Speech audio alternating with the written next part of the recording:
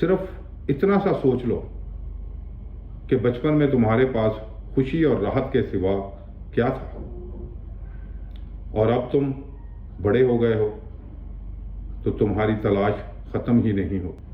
اعوذ باللہ من الشیطان الرجیم، بسم اللہ الرحمن الرحیم۔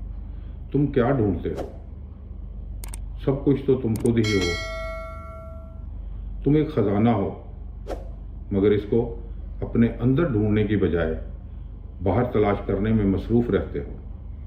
جس دن تم نے اس تلاش کا رخ اپنی ہی طرف موڑ لیا، تمہاری تلاش ختم ہو جائے گی، تمہیں راحت مل جائے گی جس کی تمہیں تلاش ہے، کیونکہ تمہاری تلاش صرف اور صرف خوشی ہے، راحت ہے، جو تمہیں باہر سے کبھی نہیں مل سکتی۔ وہ تمہارے اندر ہی ہے۔ تم اس خوشی، اس راحت کے ساتھ پیدا ہوئے تھے، پھر ان کو باہر کیوں تلاش کرتے ہو؟ صرف اتنا سا سوچ لو کہ بچپن میں تمہارے پاس خوشی اور راحت کے سوا کیا تھا، اور اب تم بڑے ہو گئے ہو تو تمہاری تلاش ختم ہی نہیں ہوتی۔ دراصل تمہاری انا، تمہاری میں نے جنم لے لیا ہے۔ تمہارا دماغ مایا کا جال بننا سیکھ گیا ہے۔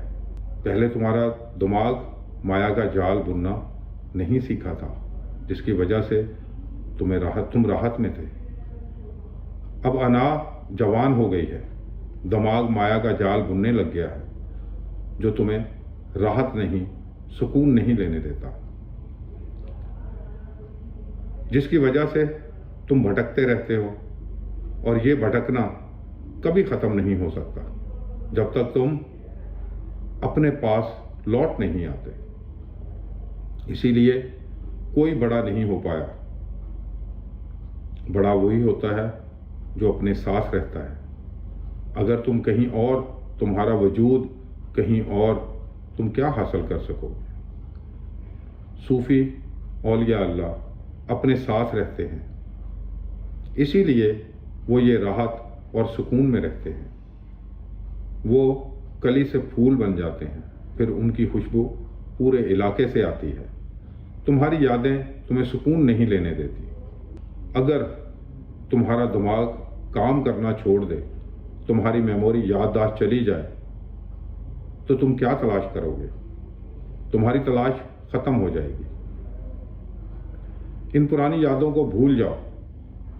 جو ہوا سو ہوا، اپنے پاس لوٹ آؤ۔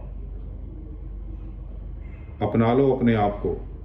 تمہارا اپنا خیال ہی تمہیں تم سے ملا سکتا ہے، راحت دے سکتا ہے، سکون دے سکتا ہے۔ حضرت علی فرماتے تھے، من عرف نفسہ فقد عرف ربہ۔ جس نے خود کو جان لیا، اس نے رب کو جان لیا۔ تم کیا ہو؟ کیا خود کے علاوہ بھی تم کچھ ہو؟ تمہارا کام، تمہارا عہدہ، تمہاری ملکیت، تمہارا نسب، تمہاری نسبت، کچھ بھی تو تمہارا نہیں۔